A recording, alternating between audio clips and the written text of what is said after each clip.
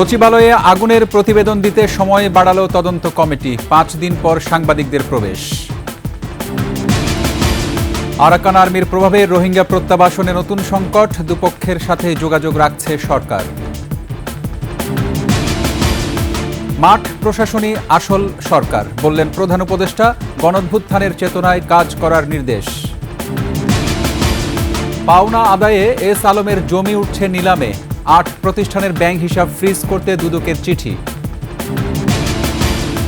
যুক্তরাজ্যে আইন ভঙ্গের দায়ে জরিমানার মুখোমুখি হচ্ছেন টিউলিপ সিদ্দিক, ডেইলি মেইলের প্রতিবেদন।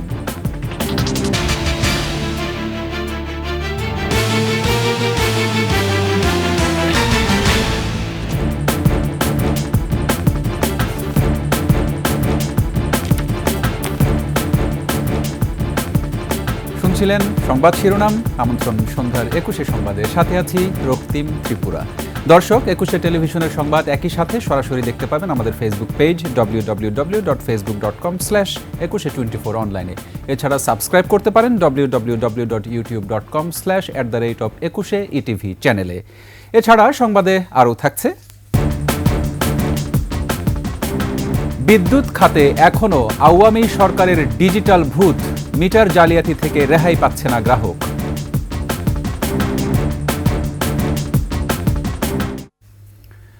সচিবালয়ে আগুনের ঘটনায় প্রাথমিক তদন্ত প্রতিবেদন দেওয়ার সময় আরও একদিন বাড়ানো হয়েছে। মঙ্গলবার বিকেল 5টায় দেয়া হবে প্রতিবেদন। তদন্ত কমিটির প্রধান স্বরাষ্ট্র মন্ত্রণালয়ের সিনিয়র সচিব নাসিমুল গনি এ কথা জানিয়েছেন। ক্ষতিগ্রস্ত ভবনটি ব্যবহার করা যাবে কিনা তা পরীক্ষা নিরীক্ষার পর জানা যাবে বলে জানান গণপূর্ত মন্ত্রণালয়ের প্রকৌশলী। মফিউর রহমানের রিপোর্ট। ভবনে আগুনের ঘটনায় স্বরাষ্ট্র মন্ত্রণালয় বৈঠক করে উচ্চ পর্যায়ের তদন্ত কমিটি। বৈঠক শেষে কমিটির প্রধান জানান, আগুনের কারণ অনুসন্ধানে অনেকগুলো টিম কাজ করছে। নমুনা দেশের বাইরে পাঠানো হয়েছে বলে জানান তিনি। প্রাথমিকভাবে 30 তারিখ পর্যন্ত টাইম দেওয়া হয়েছিল, আজকে ক্যাবিনেট থেকে অনুমতি নিয়েছি যাতে আমাদের কিছু টেস্টিং আজকে রাত্রে হবে। তো এগুলো হলে পরে হয়তো কালকে আবার আমরা বসে আমরা কালকে একটা প্রাথমিক একটা ধারণা করতে পারবো। আগুনে ক্ষতিগ্রস্ত ভবনটি ব্যবহারযোগ্য কিনা পরীক্ষা নিরীক্ষা শেষে জানা যাবে বলে জানান গণপূর্ত বিভাগের এই প্রকৌশলী। 40-50টা করে এভারেজে রুম আছে, ছোট বড় মিলে 4টা ফ্লোর ক্ষতিগ্রস্ত হয়েছে। কোথাও একদম পরিপূর্ণ, কোথাও আংশিক। অ্যাসেসমেন্ট করে যে কি কি ক্ষতিগ্রস্ত এবং কি ধরনের ক্ষতিগ্রস্ত হয়েছে সেইগুলা দেখার পরে রিপোর্ট দিলে হয়তো আমরা ধারণা করতে পারবো যে এতদিনের ভিতরে এটা সম্ভব ঠিক করা। এদিকে আগের কয়েকদিনের মতোই সচিবালয়ে সাংবাদিকদের ঢোকার কোনো অনুমতি ছিল না। সকাল থেকে বাইরে অবস্থান করলেও পরে বেলা প্রায় 2টার দিকে অস্থায়ী অনুমতি নিয়ে বেশ কয়েকজন সাংবাদিক ভেতরে ঢোকেন। সচিবালয়ে ঢোকার পর দেখা যায় আগুনের চিহ্ন, ভেতর দিক থেকেও পোড়ার দাগ স্পষ্ট। ভবনটি ঘিরে রেখেছে পুলিশ, বন্ধ সবকটি প্রবেশদ্বার। সচিবালয়ে আগুনের পর সোমবার দ্বিতীয় দিনের মতো অফিস করেন কর্মকর্তা কর্মচারীরা। এদিনও সচিবালয়ে ঢোকায় ছিল কড়া নিরাপত্তা। মফিউর রহমান, 21 টেলিভিশন, ঢাকা। মিয়ানমারের রাখাইনে বিদ্রোহী আরাকান আর্মির ক্রমবর্ধমান প্রভাবে রোহিঙ্গা প্রত্যাবাসনে সৃষ্টি হয়েছে নতুন সংকট। পরিস্থিতি নাগালের বাইরে যাবার আগেই সীমান্তে চোখ কান খোলা রাখার পরামর্শ বিশ্লেষকদের। সেই সঙ্গে বৈদেশিক কূটনীতির আবহে রাজনৈতিক সমাধানে এক টেবিলে বসা উচিত বলেও মনে করছেন তারা। বিস্তারিত আকবর হোসেন সুমনের রিপোর্টে। সীমান্ত ঘেঁষা মিয়ানমারের রাখাইন রাজ্য দখল নিয়েছে বিদ্রোহী আরাকান আর্মি। সামরিক জান্তার সঙ্গে টেক্কা দিতে জারি রেখেছে বিরোধী অবস্থান। নিত্যই আতঙ্ক আর ভীতি বাড়ছে বাংলাদেশ সীমান্তে। সমাধানে দ্বারপ্রান্তে আসা রোহিঙ্গা প্রত্যাবাসন ইস্যুটিও এই পরিস্থিতিতে পড়েছে অনিশ্চয়তার দোলাচলে। নিরাপত্তা চ্যালেঞ্জ তো বটেই। ভৌগোলিকভাবে লাগোয়া সীমান্তে অস্থিরতা বাড়লে বাড়তে পারে মাদক চোরাচালান, মানব পাচার ও অস্ত্র কারবারির মতো ভয়ঙ্কর অপরাধ। রাখাইনদের উগ্রতা হিংস্রতায় রূপ নিলে ক্ষতিগ্রস্ত হতে পারে বাংলাদেশ। বোঝা হিসাব হচ্ছে যে রোহিঙ্গা প্রত্যাবাসনের জন্য যেটুকু উদ্যোগ আমরা গত কিছুদিনে দেখেছি, সেই উদ্যোগটা এখন আরেকটা নতুন জটিলতার মধ্যে পড়ল। কারণ এখন ধরেন আমরা যদি মিয়ানমার সরকারের সাথে একটা চুক্তি বা একটা আয়োজন করিও, সেটা মাঠ পর্যায়ে বাস্তবায়নের ক্ষেত্রে যদি আরাকান আর্মি আমাদের সহযোগিতা না করে তাহলে সেটা বাস্তবায়ন করা যাবে না। এখন এই মুহূর্তে তো আরাকান আর্মির সাথে আমাদের কোনো প্রাতিষ্ঠানিক যোগাযোগ নাই। আরাকান আর্মি তো স্টেট একটা না, স্টেট না তো এটা, বা এখানে একটা আলাদা যুদ্ধ শুরু হতে পারে, তখন রোহিঙ্গা ঢুকে যেতে পারে, এমন হতে পারে তারা আমাদের কিছু জায়গা দখল করে ফেলতে পারে, হয়তো হবে না, কিছুই হবে না, সুন্দর হবে, কিন্তু আমরা যদি আগে যে মেজারগুলো নিয়ে ফেলি তাহলে সুবিধা হবে। এই গুমোট পরিস্থিতিতে রোহিঙ্গা প্রত্যাবাসন প্রক্রিয়ার সংকটে পড়বে বলে মনে করেন বিশ্লেষকরা।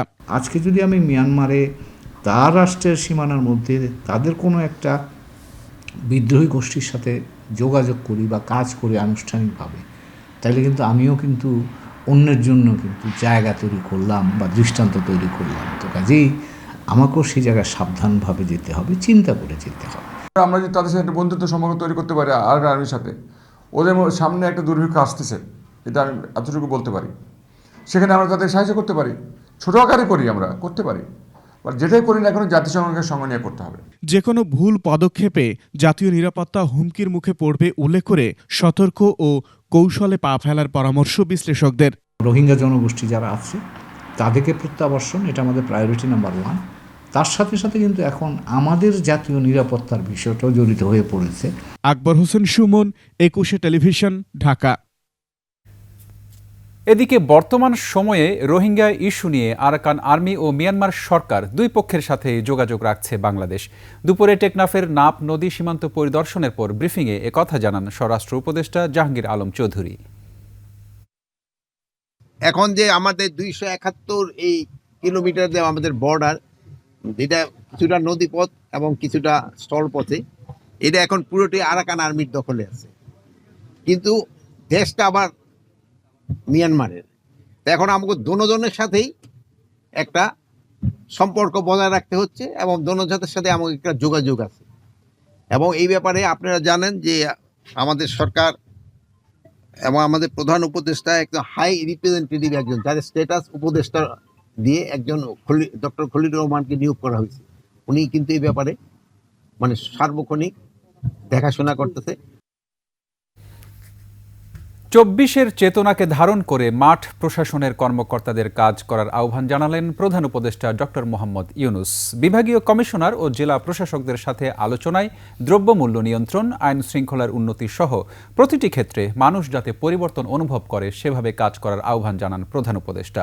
মেহেদী হাসানের রিপোর্ট। তেজগাঁও কার্যালয় থেকে বিভাগীয় কমিশনার ও জেলা প্রশাসকদের সাথে ভিডিও কনফারেন্সে যোগ দেন প্রধান উপদেষ্টা ডক্টর মোহাম্মদ ইউনুস। 4 জন বিভাগীয় কমিশনার ও 31 জন জেলা প্রশাসক যোগ দেন এই কনফারেন্সে। এ সময় প্রধান উপদেষ্টা বলেন, 5 আগস্টের অভ্যুত্থানের পর সম্পূর্ণ ভিন্ন পরিস্থিতির মধ্য দিয়ে যাচ্ছে দেশ। এই চেতনাকে আপনাদের ধারণ করতে হবে এবং কার্যক্রমে তার প্রতিফলন থাকতে হবে। সরকারি কর্মকর্তা হিসেবে এখন যেহেতু পরিস্থিতির পরিবর্তন হয়েছে, সেই পরিবর্তনটাকে আমাদের ধারণ করতে হবে। ধারণ না করলে তাহলে মনে হবে যে কি আর কিছু হলো, এই অভ্যুত্থান কিছু দেখি না এখানে, এরকম যেন মনে না। আইন শৃঙ্খলা নিয়ন্ত্রণ ও দ্রব্যমূল্যের লাগাম টেনে ধরতে মাঠ প্রশাসনকে প্রয়োজনে নিজের বুদ্ধি খাটিয়ে কাজ করার নির্দেশনাও দেন প্রধান উপদেষ্টা। কতগুলো খুব কমন জিনিস আছে যেগুলো চায়, বা শান্তি শৃঙ্খলা চায়, আইন শৃঙ্খলা চায়, এটাকে নিশ্চিত করা। দ্রব্যমূল্যের উপরে বিশেষ নজর দেওয়া আমাদের খুব দরকার এখন, যাতে করে আমরা জানি যে এটা কোনো রকমের অসুবিধা হচ্ছে না আমাদের কাছে। পুলিশ সদস্যদের মধ্যে যারা নিরপরাধ তাদের ভয়ের কোনো কারণ নেই বলে জানান প্রধান উপদেষ্টা। যারা দোষী তাদের অবশ্যই শাস্তি হবে, কিন্তু যারা নির্দোষ তারা যেন নিশ্চিতভাবে তাদের ভূমিকা পালন করতে পারে এবং মানুষ এটা বুঝতে পারে। শিক্ষায় বিশেষ জোর দেওয়ার উল্লেখ করে প্রধান উপদেষ্টা বলেন, সময় মতো স্কুল শিক্ষার্থীদের পাঠ্যপুস্তক না পৌঁছালে নিজেদের মতো করে পরিস্থিতি গুছিয়ে নিতে হবে। সঙ্গে সঙ্গে যাতে করে আমরা। মেহেদী হাসান, 21 টেলিভিশন, ঢাকা। আন্দোলনকে হালকা করতে যারা মিথ্যে মামলা দিচ্ছে তাদের ছাড় দেওয়া হবে না বলে হুঁশিয়ারি দিয়েছেন অন্তর্বর্তী সরকারের উপদেষ্টারা। এদেরকে আইনের আওতায় আনতে 1 সপ্তাহের মধ্যে কমিটি গঠনের কথা জানিয়ে তারা বলেন, জুলাই আন্দোলনে হত্যার বিচারও দ্রুত শেষ করা হবে। আদিত্য মামুনের রিপোর্ট। জুলাই আন্দোলনে স্বজনহারা পরিবারের সদস্যদের অর্থ সহায়তা দিতে এই আয়োজন। যোগ দেন অন্তর্বর্তী সরকারের বেশ কজন উপদেষ্টা ও শহীদ পরিবারের সদস্যরা। হত্যার বিচারে ধীরগতির সমালোচনা করে সরকারের সহযোগিতা চান ভুক্তভোগীরা। 1000 শহীদের রক্তের উপরে পা দিয়ে আজকে ক্ষমতায় গিয়েছেন। আমি এখনো মামলা করতে পারি না। অন্তর্বর্তী সরকারের অন্যতম বড় কাজ শহীদ পরিবারকে সহায়তা করা বলে মন্তব্য করেন সার্জিস আলম। দৃশ্যমান বিচার আমরা না দেখতে পাই বাংলাদেশের ইতিহাসে এই 24-এর অভ্যুত্থানে সবচেয়ে বড় সীমাবদ্ধতা হয়ে থাকবে এটি। অনুষ্ঠানে মৎস্য প্রাণী ও সড়ক উপদেষ্টাও একমত শহীদ পরিবারকে সহায়তা নিশ্চিতের। শহীদ পরিবারদের জন্য আর্থিক সহায়তা এবং যে চিকিৎসার জন্য আহতদের জন্য চিকিৎসার সহায়তার ব্যবস্থা করে। আমাদের প্রথম এবং প্রধান কাজ করার দায়িত্ব হচ্ছে যে এই হত্যাকারীদের প্রত্যেকের বিচার করা। আন্দোলনকে প্রশ্নবিদ্ধ করার খেলায় পা না দেওয়ার জন্য আহ্বান পরিবেশ উপদেষ্টার। প্রশ্নবিদ্ধ করে ফেলতে পারলে তো ওদের লাভ, কাজে সবাইকে প্রশ্নবিদ্ধ করার একটা খেলা চলছে। হত্যায় জড়িতদের শাস্তি নিশ্চিতে আন্তর্জাতিক অপরাধ ট্রাইব্যুনাল পুনর্গঠন করা হয়েছে উল্লেখ করে মামলা বাণিজ্যের বিরুদ্ধে সতর্ক করেন আসিফ নজরুল। টাকা কামানোর জন্য, বাণিজ্য করার জন্য মামলা বাণিজ্য শুরু হয়েছে, এটাকে নিয়ে ব্যবসা শুরু হয়েছে আমাদের সমাজে। এদেরকে আমরা চিহ্নিত করব, অবশ্যই তাদেরকে জবাবদিহিতার আওতায় আনতে হবে। পুলিশ বিভাগে নতুন নিয়োগে 1 বছর সময় লাগবে বলেও জানান তিনি। এদিকে 77 জন শহীদের পরিবারকে 5 লাখ টাকা করে অর্থ সহায়তা দেওয়া হয়। পর্যায়ক্রমে আহতদের তালিকা করা হবে বলে জানানো হয়। আদিত্য মামুন, 21 টেলিভিশন, ঢাকা। বাংলাদেশ থেকে স্বৈরাচার পালিয়ে গেছে, এখন দেশকে এগিয়ে নিতে হলে গণতান্ত্রিক প্রক্রিয়ায় নির্বাচন দিতে হবে বলে জানিয়েছেন বিএনপির ভারপ্রাপ্ত চেয়ারম্যান তারেক রহমান। বিকেলে নীলফামারীতে র্যাবের ক্রসফায়ারে মারা যাওয়া শহীদ গোলাম রব্বানীর পরিবার এবং 24-এর গণঅভ্যুত্থানের শহীদ পরিবারকে সহায়তা প্রদান অনুষ্ঠানে একথা বলেন তারেক রহমান। আজ স্বৈরাচার পালিয়ে গিয়েছে, বাংলাদেশের মানুষ এখন স্বৈরাচার মুক্ত। এখন সামনে আমাদের আরেকটি বড় যুদ্ধ। যারা শহীদ হয়েছে, যারা নিজের জীবন দিয়েছে, তাদের লক্ষ্য কি ছিল? প্রথম লক্ষ্যই তাদের ছিল মানুষের রাজনৈতিক অধিকারকে প্রতিষ্ঠিত করা, মানুষের বাক স্বাধীনতাকে প্রতিষ্ঠিত করা। এদিকে বিশেষ মহলের ইশারায় আর বিশেষ পরিস্থিতির মধ্য দিয়ে নতুন দল গঠন করে কেউ ক্ষমতায় যেতে চাইলে আপত্তি আছে বলে মন্তব্য করেছেন বিএনপির ভাইস চেয়ারম্যান শামসুজ্জামান দুদু। সকালে জাতীয় প্রেস ক্লাবের সামনে গণহত্যাকারী ও খুনি হাসিনার দোসরদের অরাজকতা সৃষ্টির প্রতিবাদে আয়োজিত সমাবেশে তিনি একথা বলেন। এ সময় দেশে নতুন ষড়যন্ত্র শুরু হয়েছে মন্তব্য করে শামসুজ্জামান দুদু বলেন, সংকট উত্তরণের জন্য নির্বাচনের বিকল্প নেই, বিএনপিকে ঠেকাতে চাইলে কোনো লাভ হবে না মন্তব্য করে আরও বলেন, বিএনপি গণতন্ত্র ফিরিয়ে আনতে আবারও রাজপথে নামতে পারে। একই সমাবেশে বিএনপি চেয়ারপারসনের উপদেষ্টা আব্দুস সালাম বলেন, দেশে যে পরিবর্তন হয়েছে তা ভোটের জন্যই হয়েছে। কেউ কেউ নতুন দল গঠনের মধ্য দিয়ে ক্ষমতা যেতে চায়, এটা আমাদের আপত্তি নাই। দল যে কেউ গঠন করতে পারে, নির্বাচনও যে কেউ করতে পারে, কিন্তু বিশেষ মহল থেকে বিশেষ উদ্যোগে বিশেষভাবে দল গঠনের নামে একটি বিশেষ পরিস্থিতি সৃষ্টি করে ক্ষমতা দখল করার যদি স্বপ্ন দেখে তাহলে আপত্তি। যারা বলেন যে ভোটের জন্যই কি পরিবর্তন হয়েছে নাকি, অবশ্যই ভোটের জন্যই পরিবর্তন হয়েছে। বিতর্কিত ব্যবসায়ী প্রতিষ্ঠান এস আলম গ্রুপের company S Alam refined sugar ইন্ডাস্ট্রিজের জমি নিলামে তুলছে রাষ্ট্রায়ত্ত জনতা ব্যাংক। এস আলম গ্রুপের কাছে জনতা ব্যাংকের পাওনা কমপক্ষে 10,000 কোটি টাকা, যার পুরোটাই খেলাপি। এদিকে এস আলম গ্রুপের 8টি কোম্পানির ব্যাংক হিসাব ফ্রিজ করতে বিএফআইইউকে চিঠি দিয়েছে দুদক। Hero জুম্মানের report. বিতর্কিত ব্যবসায়ী সাইফুল আলম মাসুদ ওরফে এস আলমের থাবায় কাবু রাষ্ট্রায়ত্ত জনতা ব্যাংক। ব্যাংকটি থেকে কমপক্ষে 10,000 কোটি টাকা বের করে নিয়েছেন এই বিতর্কিত ব্যবসায়ী। প্রাপ্ত তথ্য বলছে, জনতা ব্যাংক থেকে এস আলমের কথিত ঋণের শতভাগই এখন খেলাপি। যেটি সমস্যা হচ্ছে যে এই মর্টগেজটা ওখানেও ওভার ভ্যালুড করা হয়েছে। দেখা যাচ্ছে যে যত টাকার এগেনস্টে ঋণ নেওয়া হয়েছে, কিন্তু মর্টগেজ যখন এটা নিলামে উঠাচ্ছে তখন দেখা যাচ্ছে যে এটার ভ্যালুয়েশনটা এত বেশি যে যত টাকার সে মর্টগেজ ঋণ নিয়েছে তার 1/5 ওই বর্তমান যে মর্টগেজ আছে সেটা বিক্রি করলেও হচ্ছে না।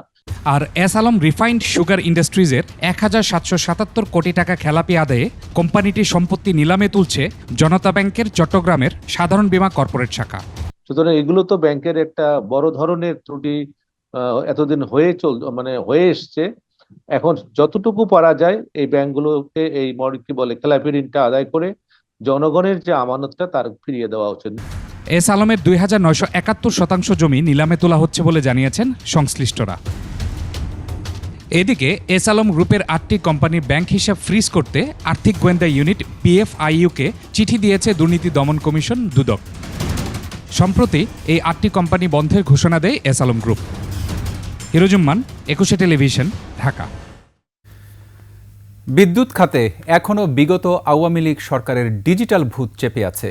পোস্টপেইড থেকে প্রিপেইড মিটারে রূপান্তরের নামে সাবেক বিদ্যুৎ প্রতিমন্ত্রী নসরুল হামিদ চক্র যে মহা দুর্নীতি করেছে তার বোঝা এখনও বইতে হচ্ছে জনগণকে।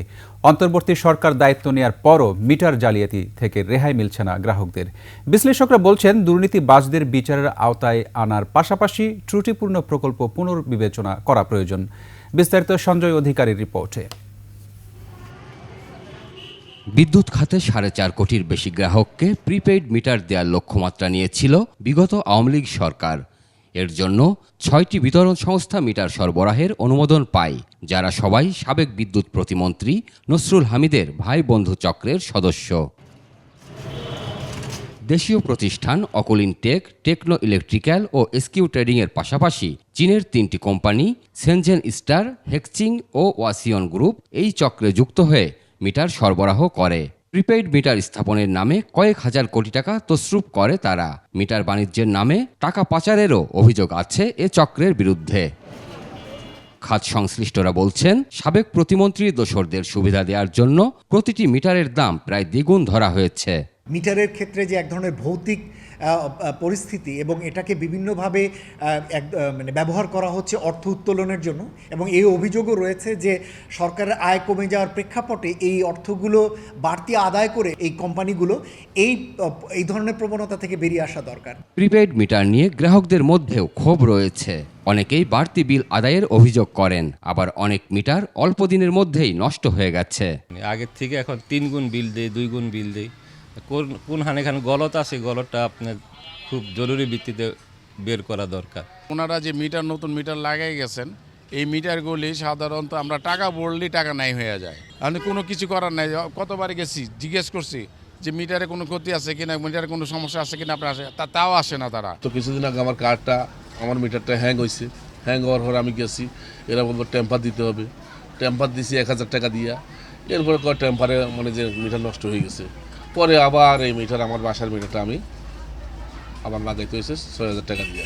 বিশ্লেষকেরা বলছেন, মিটার বাণিজ্যের সঙ্গে সাবেক প্রতিমন্ত্রীর পাশাপাশি সাবেক বিদ্যুৎ সচিব, বিভিন্ন কোম্পানির চেয়ারম্যান, ব্যবস্থাপনা পরিচালক ও প্রকল্প পরিচালকেরাও যুক্ত ছিলেন।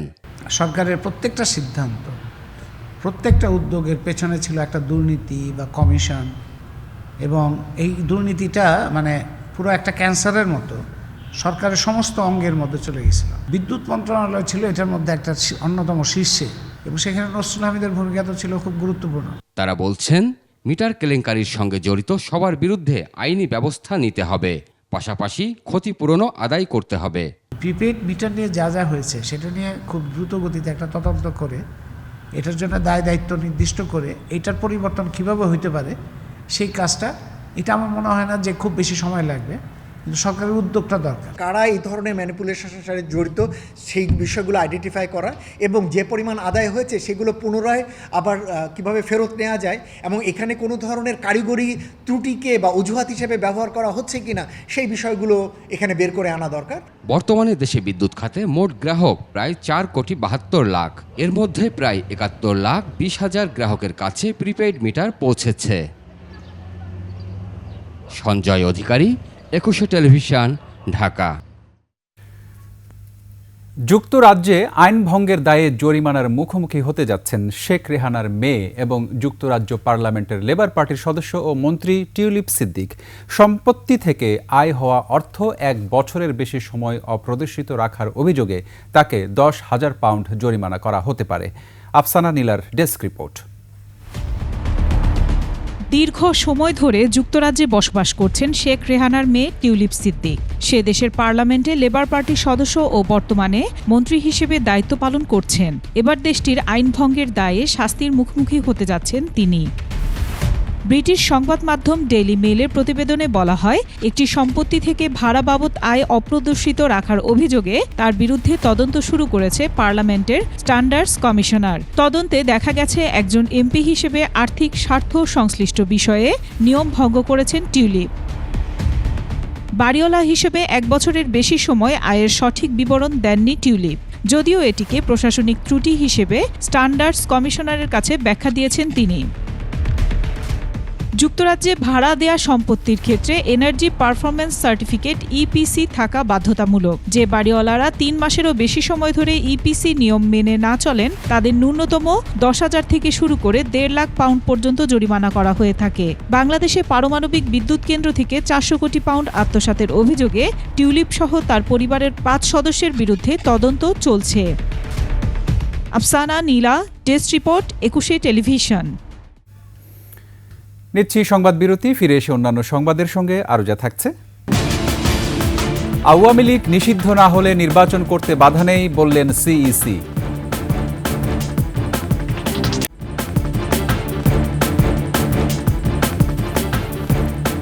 আমন্ত্রণ আবারও সন্ধ্যার 21 সংবাদে।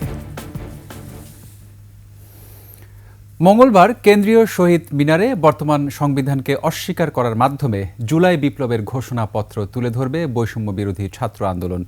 ছাত্র সমন্বয়কদের দাবি, এই কর্মসূচিতে অংশ নেবেন 1.5 থেকে 2.5 লাখ মানুষ। এদিন থেকে দেশের রাজনীতিতে নতুন দিগন্তের সূচনা হচ্ছে বলে মন্তব্য তাদের। বিস্তারিত সুমাইয়া খানের রিপোর্টে। জুলাই থেকে কোটা বিরোধী আন্দোলন, আর সেখান থেকে বৈষম্য বিরোধী আন্দোলন। পরে 3রা জুলাই তার রূপ নেয় শেখ হাসিনা সরকার পতনের 1 দফা আন্দোলনে। 5 আগস্ট গণ অভ্যুত্থান বিপ্লব বলে দাবি করে আসছেন ছাত্র সমন্বয়কেরা। তাই জুলাই বিপ্লবের ঘোষণাপত্রকে তুলে ধরতে 31 ডিসেম্বর কেন্দ্রীয় শহীদ মিনারে আয়োজন করা হয়েছে ব্যাপক জমায়েতের। আমরা আশা করি এটা হচ্ছে 1.5 থেকে 2.5 লাখ মানুষ হতে পারে। জনগণের স্বতঃস্ফূর্ত অংশগ্রহণের মধ্য দিয়ে এদিন নতুন রাজনৈতিক সম্ভাবনার সূচনা হবে বলে আশা বৈষম্য বিরোধী ছাত্র আন্দোলনের। বৈষম্য বিরোধী ছাত্র আন্দোলনের প্রক্লেমেশনটা এই জাতির জন্য বড় আনন্দ বয়ে আনবে, তাদেরকে নতুন স্বপ্ন দেখাবে। সেই জায়গায় হচ্ছে দুইটাকে আমরা একসাথে সম্মিলন করতে চাচ্ছি, যে নতুন বছরের আনন্দ এবং হচ্ছে প্রক্লেমেশন ঘোষণার আনন্দ।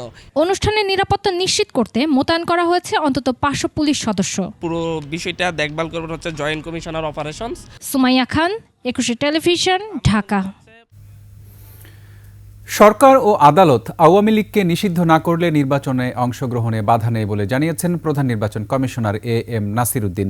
অবাধ, সুষ্ঠু ও নিরপেক্ষ নির্বাচন অনুষ্ঠানে বহির্বিশ্বের কোনো চাপ নেই বলেও জানান সিইসি। চট্টগ্রাম থেকে হাসান ফেরদৌসের প্রতিবেদন।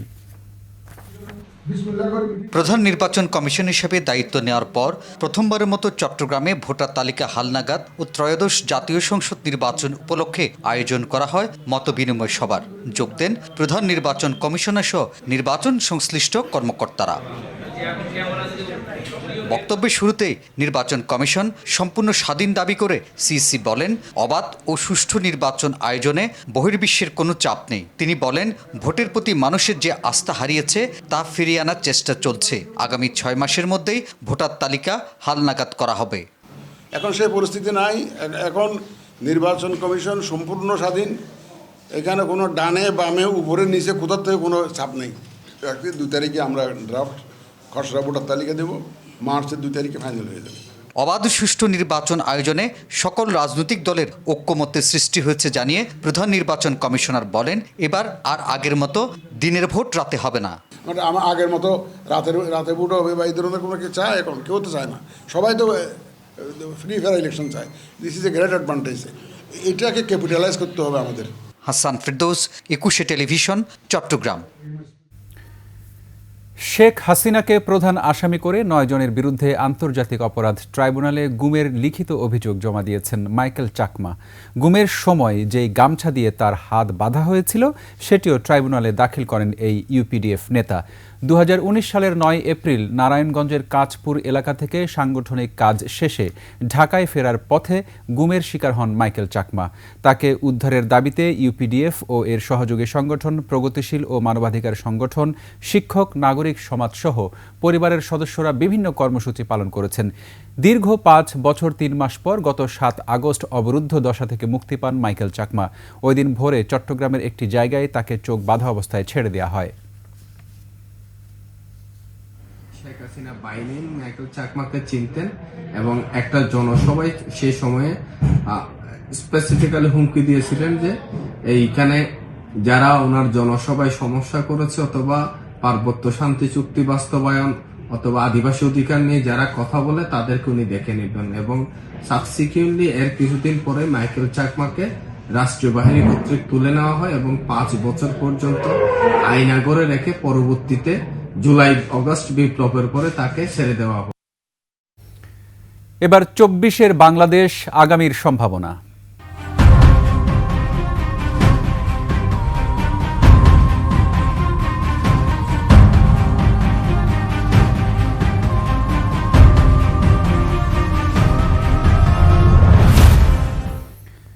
বৈষম্য বিরোধী আন্দোলন দমাতে 2024 সালের জুলাই আগস্টে চরম মানবাধিকার লঙ্ঘন হয়েছে।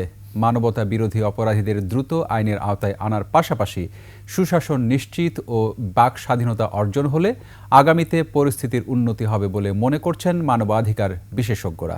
মানিক শিকদারের প্রতিবেদন।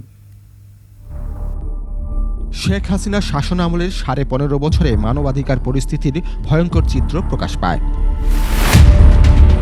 রাষ্ট্রযন্ত্র ব্যবহার করে বিচার বহির্ভূত হত্যা, নির্যাতন, গুমের শিকার হয়েছেন অসংখ্য মানুষ।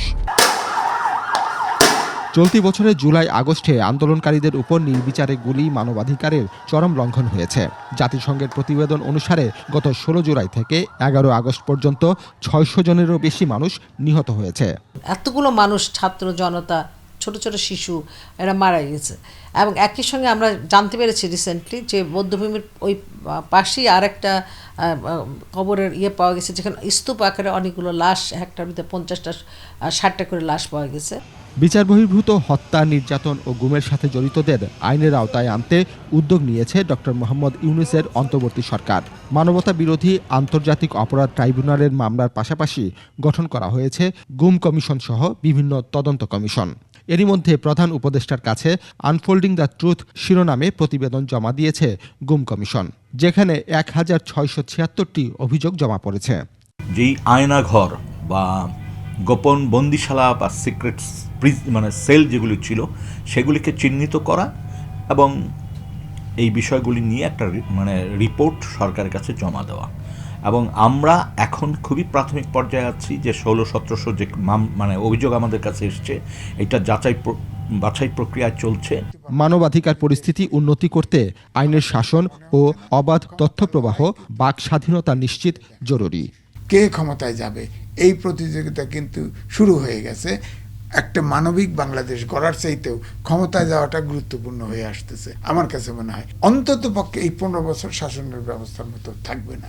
অবশ্যই কিছু না কিছু গণতান্ত্রিক আবহাওয়া আমরা দেখতে পাবো। এখন পর্যন্ত মানুষ আস্থাশীল হতে পারছে না, কোথায় যেন মানুষের ভিতর একটা সন্দেহ কাজ করছে এবং এই সন্দেহের দোদুল্যমানতায় থেকে আমরা যে খুব সুষ্ঠু সুন্দর সমাজ গড়ার বা রাষ্ট্র বিনির্মাণের চেষ্টা করতে পারবো, সেই জায়গাটাও কিন্তু এখন সন্দেহ তৈরি হয়ে যাচ্ছে। মানবাধিকার রক্ষায় দলমত নির্বিশেষে সবাইকে আইনের শাসনের প্রতি সম্মান, পরমত সহিষ্ণুতা ও গণতন্ত্রের চর্চার আহ্বান মানবাধিকার বিশেষজ্ঞদের। আইনের শাসন মানে হচ্ছে নিজের মতো করে আইন তৈরি করে শাসন করবো সেটা না, সুশাসন থাকতে হবে। মানিক শিকদার, 21 টেলিভিশন, ঢাকা। এবার আভিভা ফিন্যান্স লিমিটেড বাণিজ্য সংবাদ।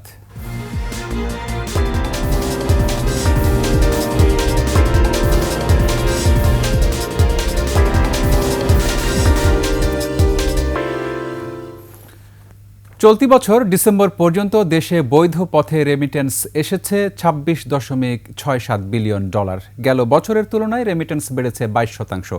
কেন্দ্রীয় ব্যাংকের তথ্য মতে কেবলমাত্র চলতি মাসেই দেশে রেমিটেন্স এসেছে 2.42 বিলিয়ন ডলার, যা সর্বোচ্চ রেমিটেন্স পাওয়া মাসের রেকর্ডে দ্বিতীয় স্থানে।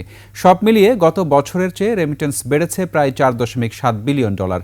সংশ্লিষ্টরা বলছেন 2024 সালে ডলারের অফিসিয়াল রেট 9% বেড়ে যাওয়া ও বছরের শেষ 5 মাসে অর্থ পাচার কমে যাওয়ায় বেড়েছে রেমিটেন্স প্রবাহ। এর ফলে দেশে এখন মোট বৈদেশিক মুদ্রার রিজার্ভ বেড়ে 21.33 বিলিয়ন ডলারে পৌঁছেছে। ইংরেজি নতুন বছরকে স্বাগত জানাতে প্রস্তুত সৈকত শহর কক্সবাজার। একই সঙ্গে 31st উদযাপনে বিশ্বের অন্যতম দীর্ঘতম সমুদ্র সৈকত পরিণত হচ্ছে পর্যটকদের মিলন মেলায়। তবে থাকছে না উন্মুক্ত কোনো কনসার্ট। অনাকাঙ্ক্ষিত পরিস্থিতি এড়াতে নেওয়া হয়েছে সর্বোচ্চ সতর্কাবস্থা।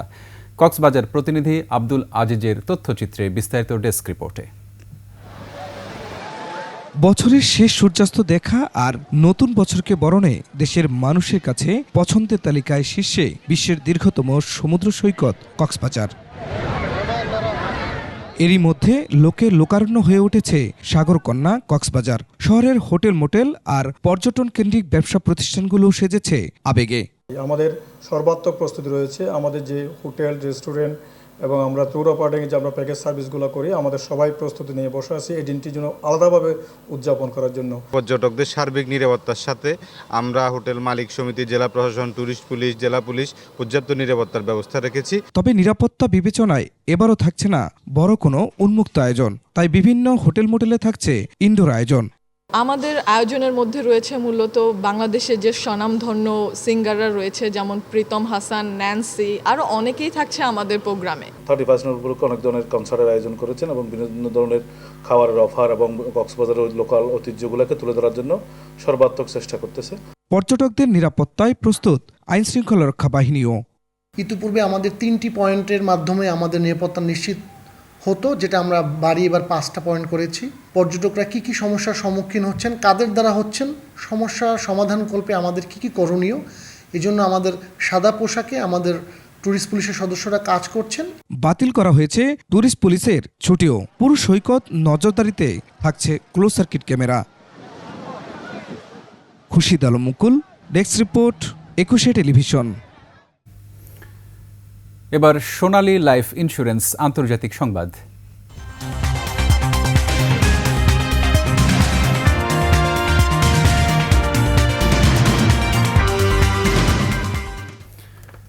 পাকিস্তানের 19 সেনা নিহতের 24 ঘন্টার মধ্যে সীমান্তে প্রতিপক্ষের 8 মৃতদেহ পাওয়া গেছে। আফগানিস্তানের টেলিভিশন চ্যানেল আরিয়ানা নিউজ জানিয়েছে, আফগানিস্তান ও পাকিস্তান সীমান্তে যুদ্ধ শুরু হয়েছে। সীমান্তের ডুরান্ড লাইনের চৌকিগুলোতে পাকিস্তানি বাহিনীর হামলায় 8 তালেবান যোদ্ধা নিহত হয়েছে, এমনটি জানিয়েছে আফগানিস্তান ভিত্তিক ইংরেজি সংবাদ মাধ্যম দ্য খামা প্রেস। এই হামলার 24 ঘন্টা আগে দুই দেশের সীমান্তরক্ষীদের মধ্যে ভয়াবহ সংঘর্ষের ঘটনায় পাকিস্তানের 19 সেনা নিহত হন। এ সময় 3 বেসামরিক নাগরিক নিহত হন। গত মঙ্গলবার আফগানিস্তানের দক্ষিণাংশের পাকতিকা প্রদেশে আকাশপথে হামলা চালিয়েছিল পাকিস্তানের যুদ্ধ বিমান। শাহবাজ শরীফ সরকার বারবার অভিযোগ করেছে, তাদের দেশে অশান্তি আর সন্ত্রাস ছড়ানোর পেছনে রয়েছে তালেবান মদতপুষ্ট জঙ্গি গোষ্ঠীর হাত। সিরিয়ায় নতুন নির্বাচন হতে 4 বছর পর্যন্ত সময় লাগতে পারে বলে জানিয়েছেন বিদ্রোহী নেতা আহমেদ আল শারা। সৌদি সম্প্রচার মাধ্যম আল আরাবিয়াকে দেয়া সাক্ষাৎকারে একথা জানান বিদ্রোহী নেতা। সিরিয়ার সাবেক প্রেসিডেন্ট বাশার আল আসাদকে উৎখাতের পর থেকে বিদ্রোহী সংগঠন হায়াত তাহরির আল শাম HTS প্রথমবারের মতো সম্ভাব্য নির্বাচনের একটি সময়সীমা নির্ধারণ করল। সারা বলেন, নতুন একটি সংবিধান খসড়া করতে 3 বছর সময় লাগতে পারে। এছাড়া আসাদ সরকার পতনের পর জনসেবায় উল্লেখযোগ্য পরিবর্তন আনতে আরও 1 বছর সময় প্রয়োজন হতে পারে। আরও জানান, বৈধ নির্বাচন আয়োজনের জন্য সিরিয়ার আইনি কাঠামো পুনর্গঠন এবং একটি বিস্তৃত জনশুমারি পরিচালনা জরুরি। শেষ করছি সন্ধ্যার 21 সংবাদ। যাবার আগে সংবাদ শিরোনামগুলো আরও একবার। সচিবালয়ে আগুনের প্রতিবেদন দিতে সময় বাড়ালো তদন্ত কমিটি, 5 দিন পর সাংবাদিকদের প্রবেশ। আরাকান আর্মির প্রভাবে রোহিঙ্গা প্রত্যাবাসনে নতুন সংকট, দুপক্ষের সাথে যোগাযোগ রাখছে সরকার। মাঠ প্রশাসনই আসল সরকার বললেন প্রধান উপদেষ্টা, গণ-অভ্যুত্থানের চেতনায় কাজ করার নির্দেশ।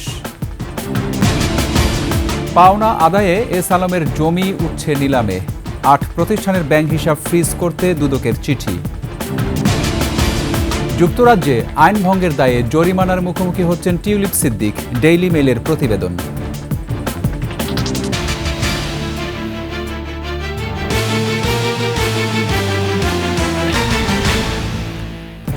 সর্বশেষ সংবাদ জানতে ডায়াল করুন 2021 নম্বরে আর ভিজিট করুন ekushe-tv.com ওয়েবসাইটে। ফেসবুকে ভিজিট করতে পারেন www.facebook.com/ekushe24 অনলাইনে। এছাড়া সাবস্ক্রাইব করতে পারেন www.youtube.com/@ekushe-etv চ্যানেলে। এতক্ষণ সঙ্গে থাকার জন্য ধন্যবাদ। পরবর্তী সংবাদ রাত 9টায় দেখার আমন্ত্রণ রইল। একুশের সাথে থাকুন।